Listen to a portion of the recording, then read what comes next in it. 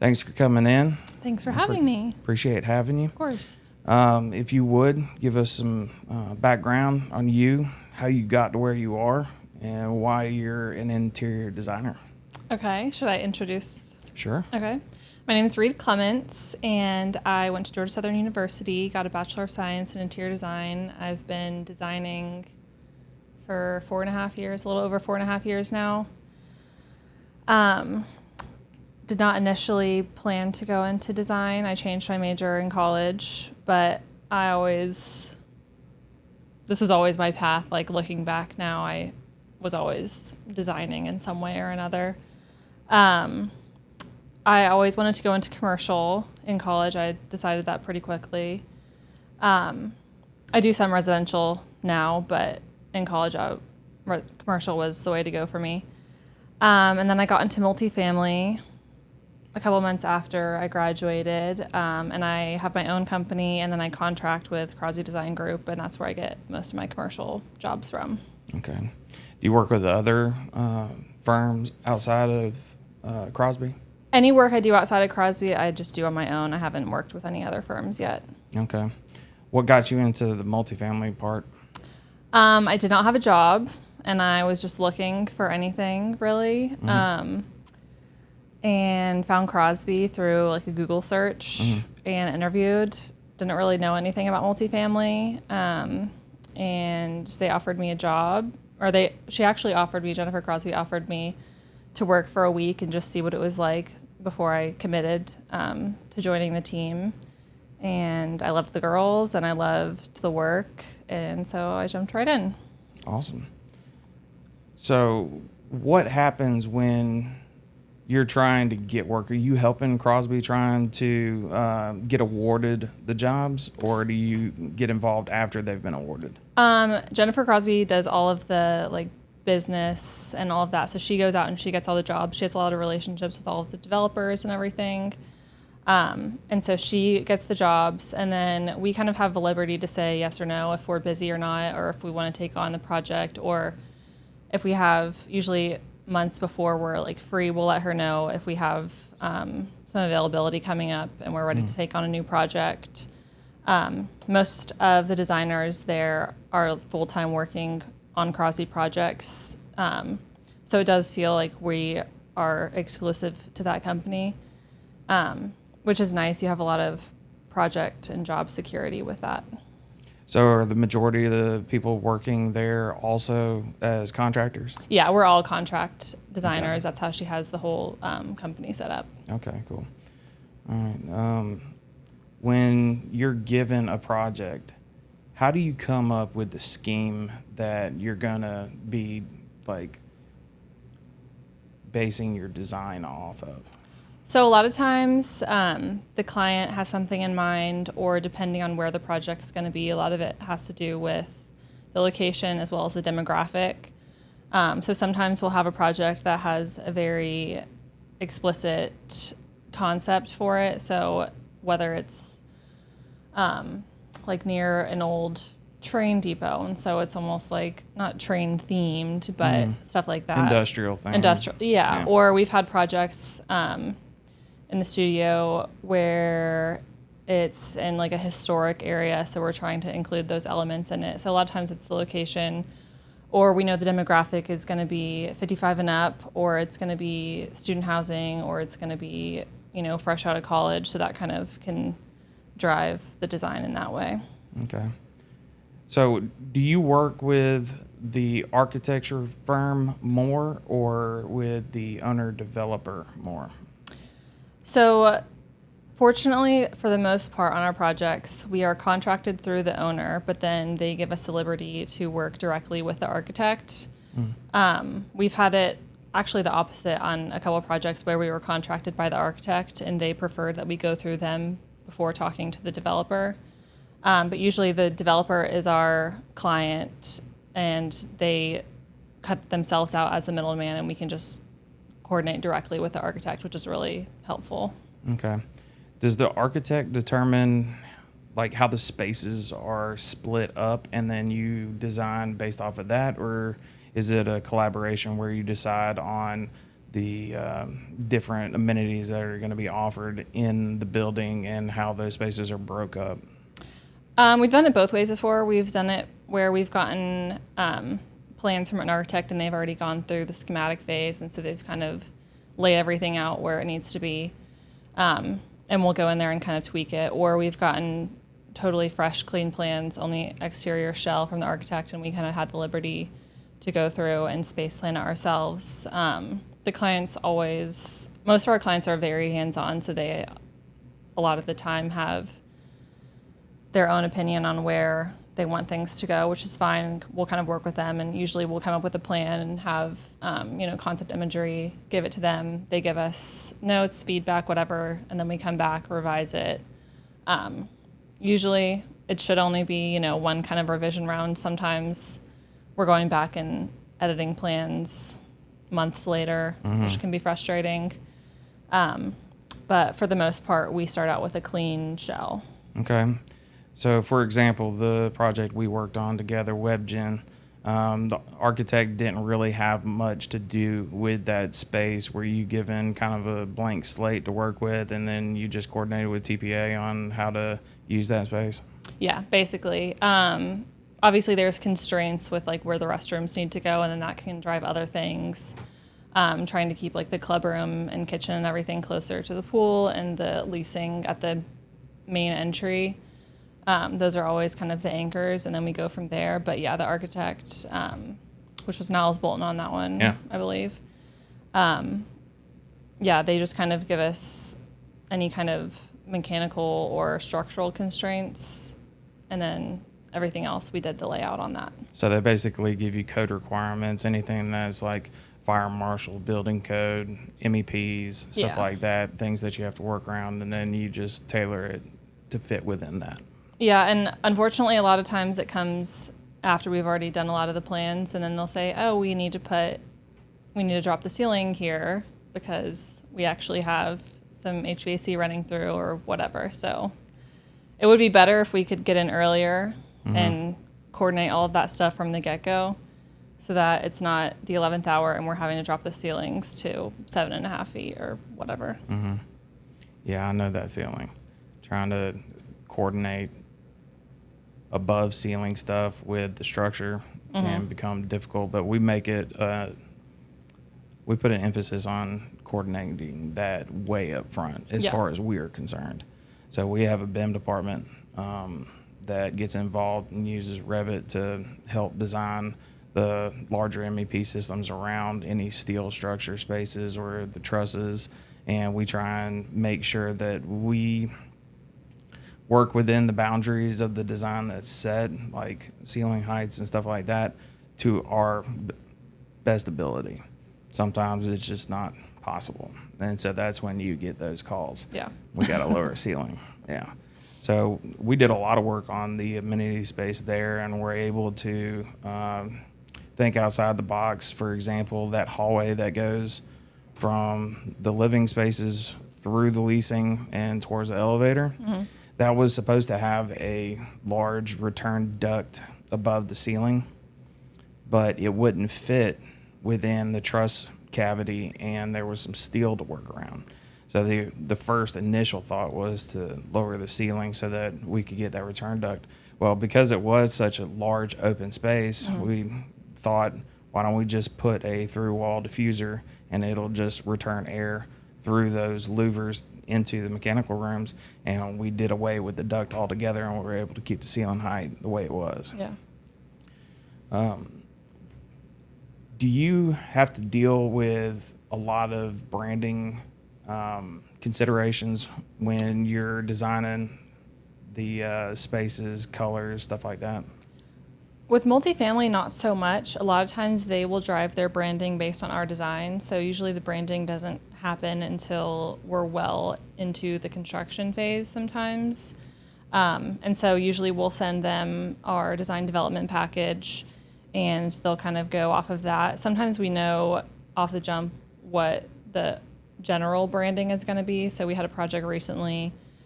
It was originally called the Wren, and then they changed it to the Finch. So kind of like bird elements within. So whether that was in the furniture or wall covering, whatever finishes.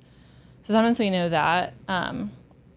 But a lot of times the branding kind of goes off of our design, which is nice. And then they will kind of coordinate with us on signage and colors and stuff. But not so much like, I know with corporate, a lot of times they have to, if it's Coca-Cola, you have to use that specific red throughout the design or whatever it is. Usually we don't have to go on those constraints. It kind of goes from us and then to the branding. Okay. That definitely makes things easier. Yes. Okay. When you're putting together a design, how often do you come up with the furniture, the FF&E package as well? So when I first started, I wasn't doing any furniture at all. We have in-house procurement at Crosby, but we have a designer who does all the furniture selections, and that was mostly because none of the designers wanted to do the furniture. And then after a couple of years, I was like, okay, I want to get into the furniture. I want to be able to go from very beginning to very end and say, this was all my design. Because even when even at schematic, we're thinking about the furniture. We have to do the furniture layout. That gets signed off at the beginning before anything's even built. Because a lot of times everything is built off of what's actually going to exist. Fire marshal has a lot of say in how things are laid out too. And so I wanted to be a part of it from the beginning. And so probably 2 or 3 years ago, I started doing furniture selections, and I started out just doing the model unit to kind of dip my toes in the water and learn about it. There's so many different vendors. And so now I'm doing projects from A to Z, schematic to furniture procurement. And I like it a lot better because it used to be once you got through CA, you would kind of take your hands off and pass the project off to our furniture designer. And so now it's a lot more cohesive, and I know what needs to be selected because sometimes there's a disconnect. This other designer hasn't been part of the process the whole time, and then she's coming in and selecting furniture, but she doesn't know the project, the ins and outs, the way that I would if I designed it. Mm-hmm. Getting that overall vision Yes. incorporated into the entire design instead of just piecemealing it together. Yeah, exactly. Makes sense. I thought that was honestly how they always worked. I thought that the design of all the materials in the space were coordinated with all the FF&E from the beginning so that it all works together. Right. Yeah, we don't usually select the furniture. We have things in mind, and a lot of times in the design selection process, I'll pick out some furniture and include that in the DD package, just to show the client like kind of where we're headed and to give a little bit more texture rather than just like finishes, hard finishes. And I'll always say to them, this isn't what's going to be selected. If you like it, great, we'll pick it out. But if not, we can pick something else out. And we have things in mind. But even when we're not selecting the furniture and we're passing it off, we're still coordinating that. But it's just so much better for me, I think, to be able to do it myself. Okay. I know there's something that I've been asked, I don't know how many times, by contractors, subs, and I've asked myself. During the process of construction, when we're putting some of the finishes in, some of the guys will say, what are they thinking? And I know that was something I thought on the first project I did. There was a lot of crazy colors. But once the entire design, all the FF&E, everything is finalized, you get the whole picture and you can see everything together, and it does work together. So I always just tell the guys, just wait till it's done before you reserve any judgment. Yes. And once it's done, then you can give your opinion on whether or not they know what they're doing. But that is it's odd going through the process. Some of the design elements, when you put them in and you're only looking at them or a couple of other things, it's like, how is this going to work? Yeah. So how do y'all see the whole picture? How do y'all visualize it? How do you put all of these pieces together? Do you have computer software that helps you do that, or is it just all kind of in your head? Yeah, so both. And before I even jump into that for you guys, y'all aren't part of the design process until you start building things. So it's not like you sat in on our design presentation and got to see all the finishes in a presentation together, which I think could be really helpful for you to better understand how it needs to be built, to see what our vision is. We do use software. We work in Revit, so that's how we do our drawing. So we model things in 3D, so we can see three-dimensional views of the space. But my brain also just works that way. I visualize a space before I even draw it. As I'm selecting things, I can picture it all. And so it's really interesting when I walk through the space as it's being built, after it's built, because it's brand new, but I also feel like I've been there before because I created it all in my head and then on paper, and then it got built. Mm-hmm. The program or Revit, do you have the ability to bring in actual design elements, like say a wallpaper that has a design on it, whether it be flowers or it's something like this right here where it's got our logo incorporated into it? Is that something that you can bring into the model to be able to see all those aspects of the design? Yeah, so you can render in Revit. It takes a lot of time. We don't do it in-house. Usually we outsource it because it's much cheaper to outsource it to another company. But when I was in school, we would do it, and I mean, it would take hours. It was always really fun to do because then you can see it all come together. But we can put in, at the very minimum, we'll put in all of the correct hatch patterns so we know what, for a wall on the elevation, you can see that exact tile size or whatever it is. Same with the floor. It helps us understand it better. It helps you guys in the field to build it and to know that a 2x8 tile is going on this wall. We can see it, and we can see it, and we can lay it out exactly how it's supposed to be. But a lot of times on our presentations, I will do rendered elevations, and you can do it in Photoshop or PowerPoint. I do it in PowerPoint because it's just quicker, and we use PowerPoint for our presentations.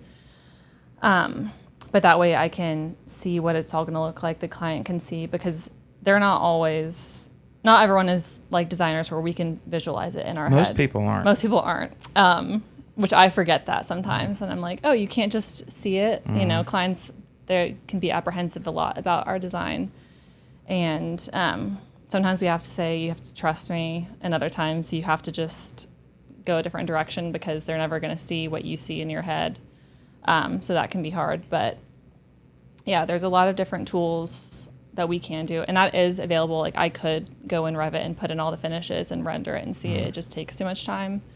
But we can have that outsourced, and then a lot of times the client will get the renderings done for branding purposes. Mm-hmm.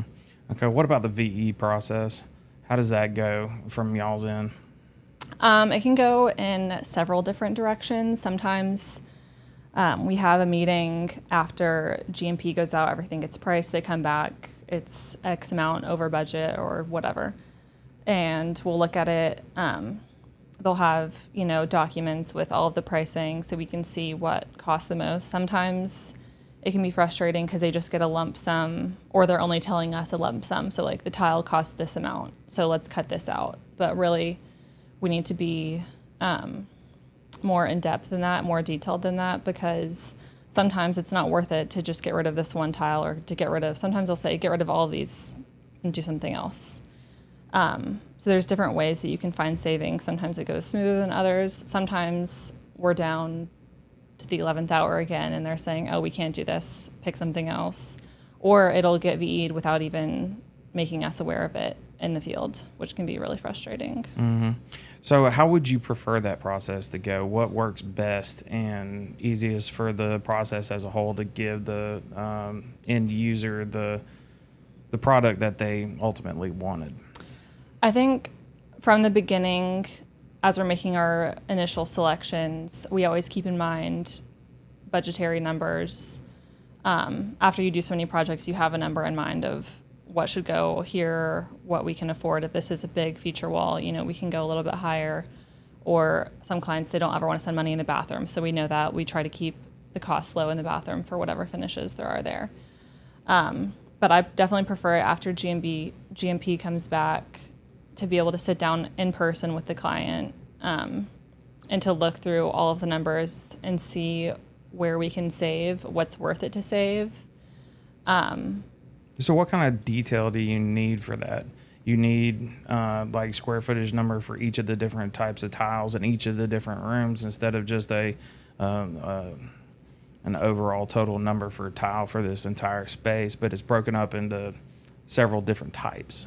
Yeah, it's definitely preferred to have the pricing for each individual tile, like what the square footage came back as, and the pricing as well as the labor. Because sometimes some installations can be more labor intensive than others. And so even if it's just changing how a tile is installed, that can get you a savings. But doing it in person, anything in person, I feel like the past 3 years we've moved a lot of things to virtual, which can be really helpful. Like some things can just be a call or can just be an email. But things like that, it's so much better to sit down and like be face to face with the client and say, we need to keep this or you're going to lose the design. Because I think that's the biggest struggle with the VE process is that they are just worried about closing the project or they're just worried about the bottom line. But we've had it happen before where they VE'd everything and then they walk the project after it's done or in the middle of the construction process and they're like, this is a white box, what happened? And we're like, well, you got rid of everything. We didn't look down and break down the numbers and see where we could find a savings or reselect things that could still keep the design intent. And so to be as detail oriented as possible, I think, from the beginning. Being able to a la carte, Yeah. pick and choose the different items within that space would Correct. be helpful. Yes. Okay, good. All right. How many jobs are you currently working on, and what is normal for you to work on? Currently, off the top of my head, hold on.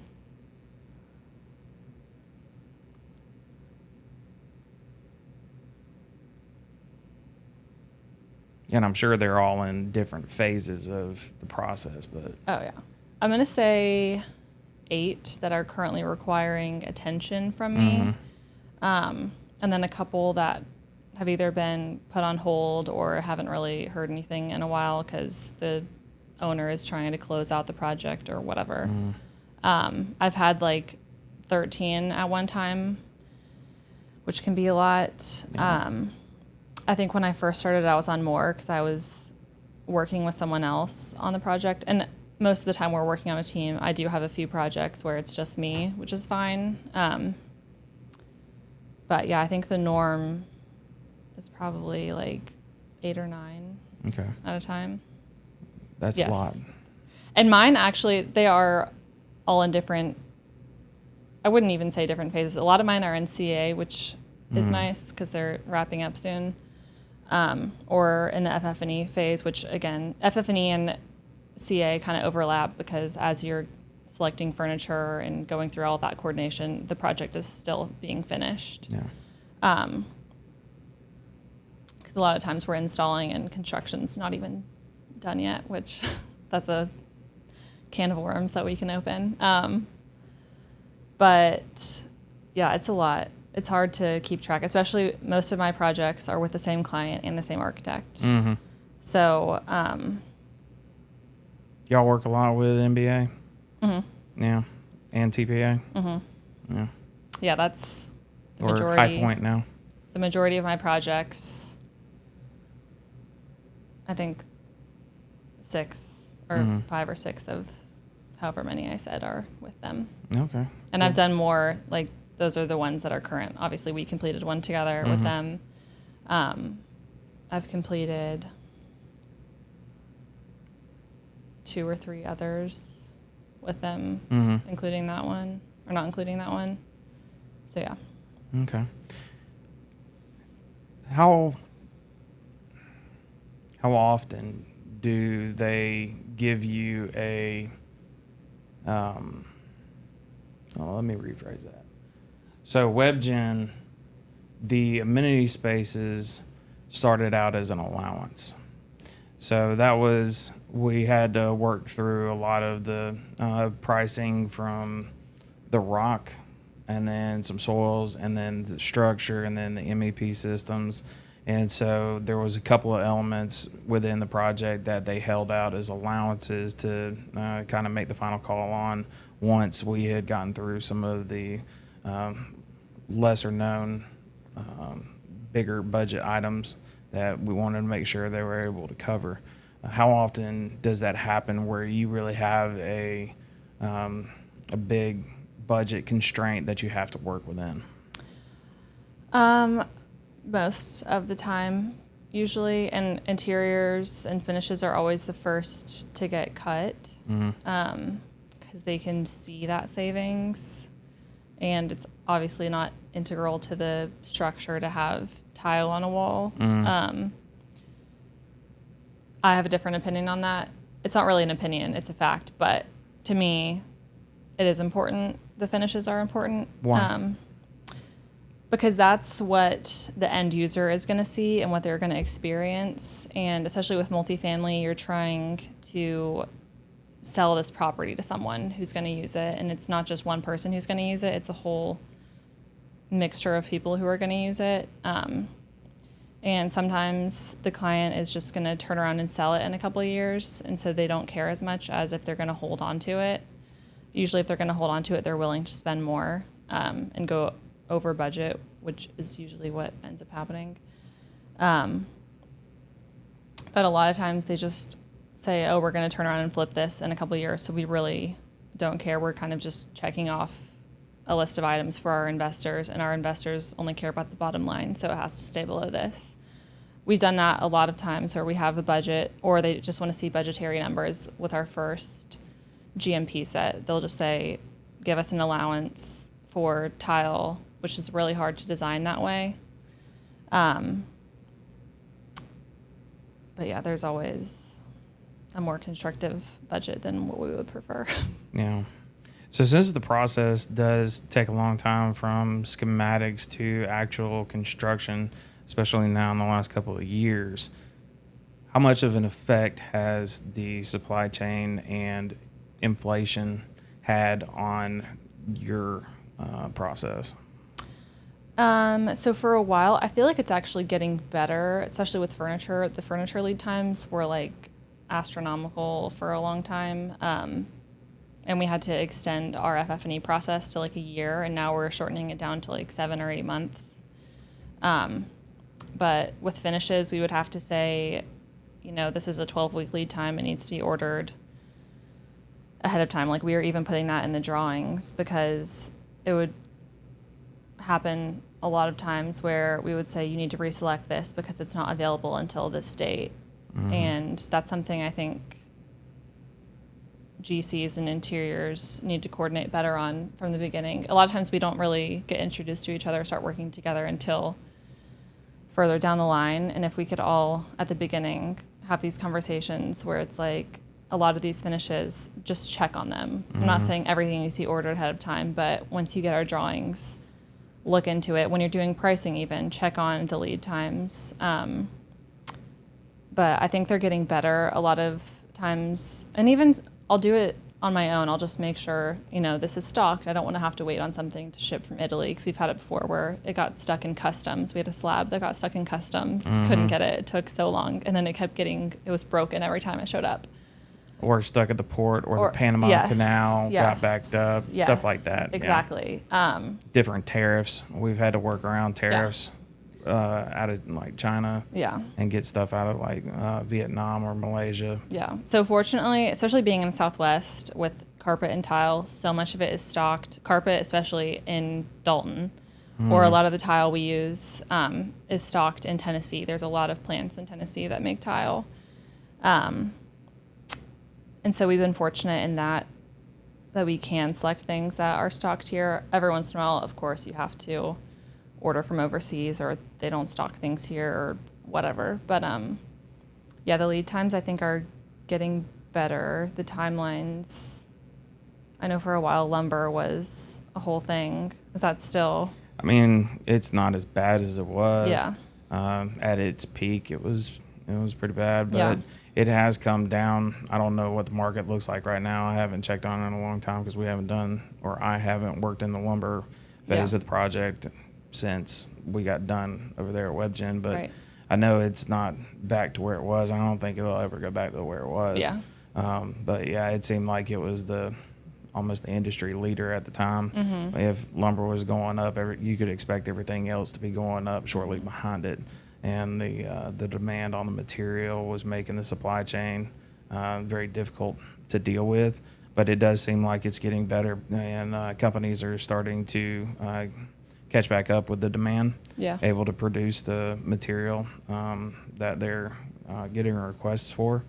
But it'll start to balance out eventually. There's a lot of infrastructure that wasn't in place to be able to handle the demands that we had during the COVID process. Yeah. And so I know that most everybody's been working on trying to fix those logistical issues and those infrastructure issues. And so it is getting better. It just wasn't ever going to really happen quickly. It was going to be a long process, and we're starting to realize that now, I think.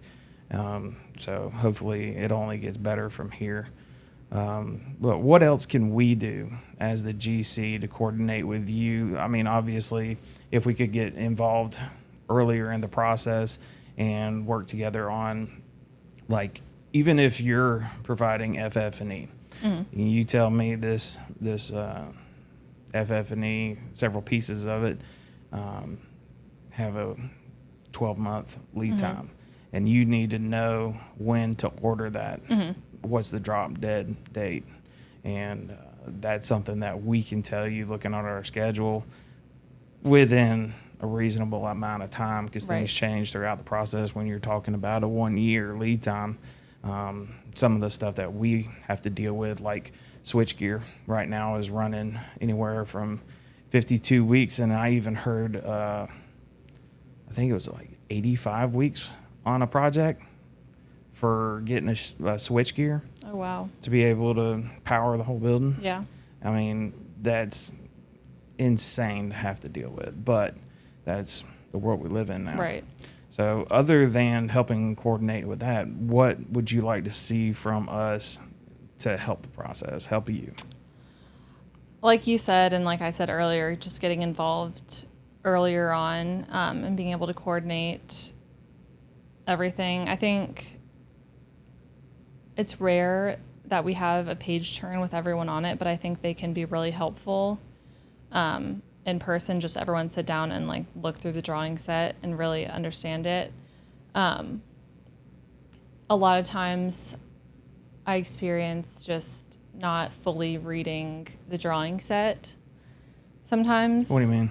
So I'll get questions from guys in the field, and they'll ask any kind of question, I don't know, but it's in the drawing set, and they just either overlooked it. I don't know if they didn't read it at all. I'm not saying that, but it can be overlooked. So trying to figure out how we can avoid that process, and better understanding what it is you guys need in our drawing sets in the field. I always try to add more notes than fewer, just to make it foolproof. Because I know we can have a lot of notes, or we'll have sheet notes, so it's like you have to look somewhere else to figure out what it is. So sometimes I'll just put the note right on the page where I'm talking about. So even if it's just like hearing from you guys from the beginning of the project, how we can better serve you and how you can better serve us, because at the end of the day, we have a common goal. And then a lot of times the fabrication of things, so like who you sub out, coordinating that, or if you need a recommendation, a lot of times our vendors, our sales reps can provide recommendations for fabricators or installers if it's something specialty. So coordinating that is better, because we want it, it's obviously easier if we can get it done the first time correctly. I've had it happen before where I walked a job site and the wall covering was installed so poorly they had to rip it out and redo it because they just had some random wall covering installer, when really it probably should have been someone like specialty to do it. And so that, I mean, that's cost that's adding up. So at the end of the day, it's cost and time, and my time and your time and everyone's time and the client's money. So, coordinating those things, again, it all goes back to from the beginning of the project, just having that relationship, because we have the relationship, especially with the architect. I work with Niles Bolton all the time, so I have, and a lot of times it's the same people.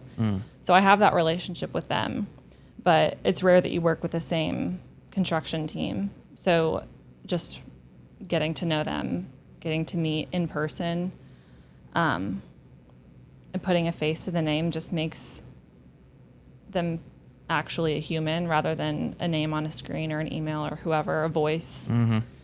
Because no one ever turns their camera on Zoom call. I don't turn my camera on Zoom calls. No. Like, and you guys aren't even always, it'll be like one guy, but the people who are actually on site, like, I didn't meet you until we were on site doing a box walk, you know, but we were working together a lot. And when you're on site, it's great. Like, you do build that relationship, but I didn't meet you until there's already a structure. Yeah. So meeting the team beforehand. Even like meeting you guys, having you guys sit in on the design presentations, just to be able to see our thought process, so that when you're in the field, you don't have to say, oh, just wait until it's done. Like, you kind of know what you're doing without just like putting stuff wherever. That would actually help, because there's plenty of times where we've talked with either the design team or the owner, and we're walking through what their overall look is, and we can give them input on realistic terms of constructing whatever it is that they're wanting. Well, you can't do this because of that. These are things that they don't always consider, but we experience on a daily basis that we need to make sure are considered. And so that can affect the design changes or decisions up front. And so you can work with that, that information that you never would have had if we hadn't have been involved. And then what about like an after action report? After the job's over, review the things that happened and what we can do better next time. Yeah, I think that would make be sure great. we review what actually happened. The things Yeah. is not just in question of what might happen. What did we actually experience, and what can we learn from it? Right. And make sure it doesn't happen again in the future. Yeah. I think that's something that does need to be done between the design team and the construction team.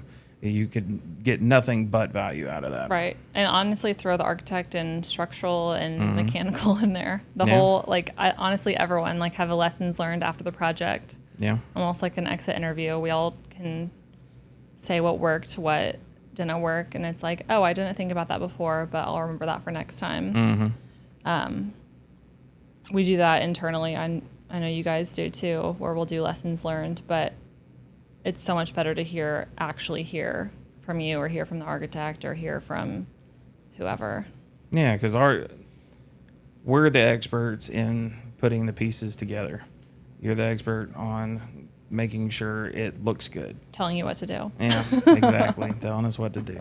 And if we can give you more input on how things go together, it can help you to decide whether or not you want to use this product or this scheme or whatever it may be.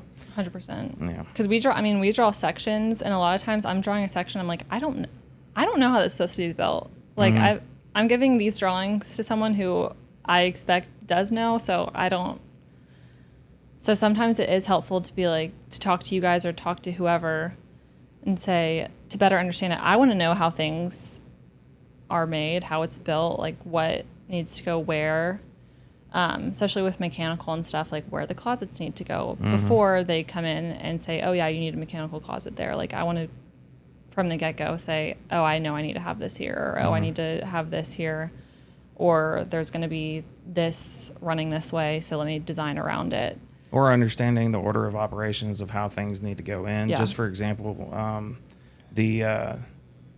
when you're thinking about like wall tile, especially that large format wall tile, and then the flooring that goes in that area. So you can't do porcelain tile in that space and then do large format tile on the wall in that order. You can't put the flooring in and then go put the large format tile, especially if it is like a 20-foot tall ceiling. Yeah. So you have to put in that wall tile first and then because you have to use a scissor lift to be able to do it, and then you have to back out and put the flooring in. So if there's a long lead time on that large format tile, that can affect your critical path, Right. because you can't put in the flooring in that area until you've got that wall tile there on site to be able to put in place before you put in the porcelain tile. There's other ways to work around it if you have to, like dispersing the load of a lift, being able to put foam and 3/4 inch plywood and drive over that. But some tile isn't, like if it's larger, like 2x4 tile, you run a higher risk of that cracking. Right. Or if it's terrazzo, Yeah. you don't want to have to go through the process of having to pour a new terrazzo. Yeah. Just because you need to get in there and use a lift on top of Yeah. it. And then like if you're building some millwork and you need to account for access panels, if you don't plan access panels and you think they're going to look bad, you need to know that that has to be there so that you can access whatever it is. It may be a code reason, like Right. electrical. You have to be able to still get in that space. That may change your mind on what you want to design, what element you want to be in that Right. location. Or selecting something that's decorative, like a return grill above a drinking fountain on a tiled wall. I have no idea what you're talking about. Whether or not it looks good in that river rock. Yeah, that was different. Yeah, that wasn't considered. That I think is a coordination effort. A Yeah. lot of that is a coordination effort. And once the final design of the space for the mechanical aspect of it, and there needs to be another run through Yeah. to make sure that their final design doesn't affect yours Right. overall, and we can work through that, kind of like what we ended up having to do. But it would be nice if you could take those considerations in, if those are things that could be communicated to you at the beginning to consider, and you may have changed the design on that Yeah. accent wall had you known that up front. Right. And unfortunately, things always come up, but at the end of the day, it's like the client has the final say usually. So we can fight as much as we want, but sometimes it's their way. Not sometimes, it's usually their way or the highway. Like I can argue to an extent. And I am good about that, and probably sometimes I have a little bit too much pride where I have a hard time letting things go. But I'm going to fight for my design, but I know at the end of the day, it's what they have to say. But I have been able to like convince them otherwise sometimes, but that was one of the things I was like, this needs to happen, and they're like, it's not going to. Sorry. So. Yeah, we didn't have a choice with that one. No. Yeah, I don't think anybody was going to get around doing that. It made the entire space work. Part of that also stemmed from being able to take that big return duct out of that hallway. So we had to put that mechanical room somewhere else to be able to feed that bathroom. And so that kept that space more open and not lowering that ceiling, but it also caused that problem at the accent wall. Yeah. But it was a smaller aspect of the overall design, so they were willing to give in on that. Yeah. What's the phrase, robbing Peter to pay Paul? Oh, yeah, we do that a lot. That's usually how it goes. Oh, yeah. There's never an instance where you change something to solve an issue over here And where then- it doesn't affect something over there. It's always a domino effect. Yeah. And you're just kind of picking your poison. Yep. The lesser of two evils. Yep. What else can we do other than communicate and coordinate? That seems to be a theme with the different people I've talked to. I think that's just A the lot of it is overall. that. Yeah. The overall coordination of everybody, making sure everyone. That's the biggest thing I think, is that not everyone is on the same page at the same time. Like you and the architect can be on the same page, and then I have no idea what's going on, or the client communicates with someone but doesn't communicate with the other person that it also affects. Or the owner and we are going through a VE process and they're not including you in the Right. discussion Right. when they make calls on what to delete, and then that ends up affecting the design, and you don't get your overall vision Yes. realized. Exactly. Mm. Communicating with the reps. So a lot of times, you know, something's out of stock or something, there's not enough of something. Usually the reps can figure something out that will work. But sometimes we just are told by the GC who's told by the subcontractor, oh, we can't get this, or oh, this is the cost of it. And I've found out so many times, well, where are you getting that number from? And it's like, oh, we just looked on their website. Like, you have to talk to the rep. The rep usually, like, we've talked to them before we even put them in our drawing. So they know, they have a relationship with us. They've also, like, been part of the conversation when we select finishes and stuff. Would it be a good idea to put their contact info on the Their documents? contact, it always is. Oh, is it? Yeah. I never look at that part. That's always the project engineer, project manager. So that's the other thing too, is we'll get questions and I'm like, well, did you reach out to the sales rep? And they're like, well, and I'm like, their name and number are always on the schedules. Mm-hmm. For all finishes. We don't usually do it for like plumbing or anything like that. Like, that's not really necessary, but for any like hard or soft finish, Mm-hmm. we always list the contact for the sales rep. Okay. What do you see across the industry? I know you don't work with just us. You don't work with just our team. If you were to work again with Juno, the chances of you working with the same team is almost zero. Mm-hmm. But what do you see across the industry? Is there an effort to do that communication and that collaboration 20% of the time, 80% of the time? What are you seeing? I see it a lot. I feel like with younger GCs, I don't know if there's like a disconnect because I'm young, so a lot of times the older guys, anyone that's been in the industry a long time, usually they're set in their ways. That's across. That's why most not people just our are. field. That's just how people are. Yes. But I feel like a lot of times on the job sites, I talk to the guys who are on site, who are around my age or a little bit older or whatever, and we can always communicate better and understand each other better than someone who's been in the field for 30 years and they're like, no, this is how it's going to be. This is the way it gets done. Mm-hmm. But I feel like we're all on the same page. It's just getting down and sitting and talking about it, or having the client, because it's the client who's the driver who is going to introduce us at the beginning.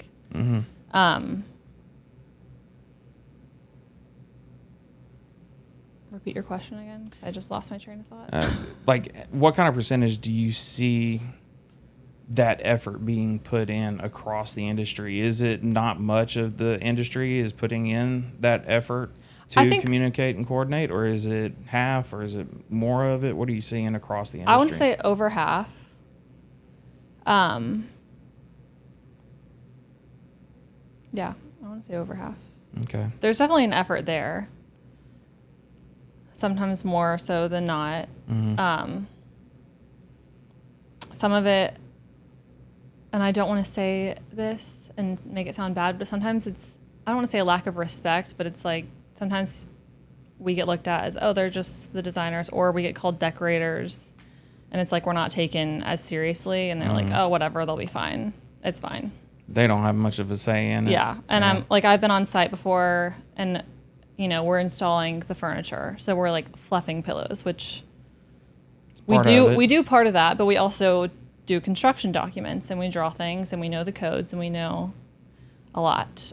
And I've had guys on site say, oh, the decorators are just going to make this pretty. And I'm like, that's not the only thing I do. I do make it pretty. So sometimes it's just like we're overlooked almost. And so the effort's not there because they're just like, whatever, it'll be fine. But a lot of times I'm seeing now more and more there is that respect and the care for the design overall. Because it's not just the design being pretty. Like, we have to serve an end user. We have to serve a client. Okay, so there was a couple of times that, well, let me rephrase that. The first time we met, you came out to do a box walk, the pre-cover-up box walk, just to make sure everything was in the right space and we weren't missing anything. It's a good thing we do that. That's a good quality control thing that needs to happen more often than not. We have our own process, but having you there because you can see the entire space and how it's going to be used, we added and subtracted some things that were in the design because you were able to be in that space and see that, okay, that might not be necessary, or we need to add in, I think we added in a couple of Ethernet ports or something like that in some offices that weren't in there. Small stuff like that. Or if we missed that the design didn't show the electrical outlet needing to be above a cabinet and it's at normal height. Right. You notice that and recognize that it needed to be raised up. And then you weren't able to come back out for the overhead because we had a drop ceiling in part of that area. And so at that time, we had to still put in a fire-rated ceiling. And so that lower ceiling wasn't framed up and there was nothing roughed in. And we got on a FaceTime call and walked you around it. How helpful was that, or would you have rather been there in person? So with that, I always would rather be in person. The FaceTime call was great, though, and I've been implementing that a lot of my jobs. I always tell my GCs, like, please, I would rather you FaceTime me or call me rather than email or after the fact, oh, we just went ahead and did this. The problem is in our contract, we only have so many site visits. And so that can be limiting. And if we go over, we have to send an ASN to the client. So it's like the client probably doesn't want us to go out there just to do that one thing, you know? And so I think because of that, having the FaceTime call where I can see something like that, it's not super detail oriented. You can walk around and show me everything. I think it's super helpful. And I think it's a great way to get around the site visit constraints within our contract. Especially for that job, that's an almost 45 minutes. Yeah, it's out there. Hour drive from your office. Yeah. So you having to spend that time to go out there and walk that space for like 20 minutes. Right, maybe. exactly.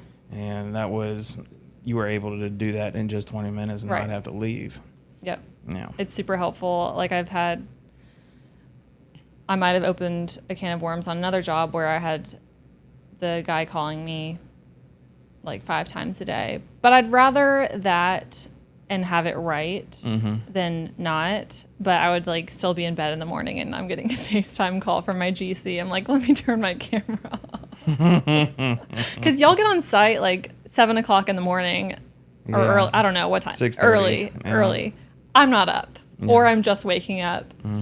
But I usually don't start working until like 8:30, 9 some days.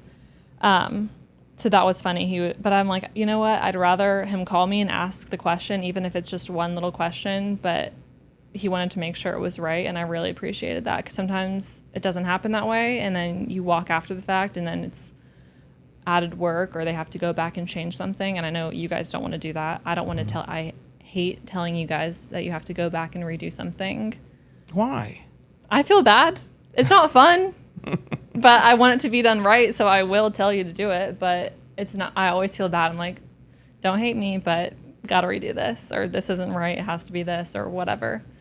Yeah, we love getting told that. I know.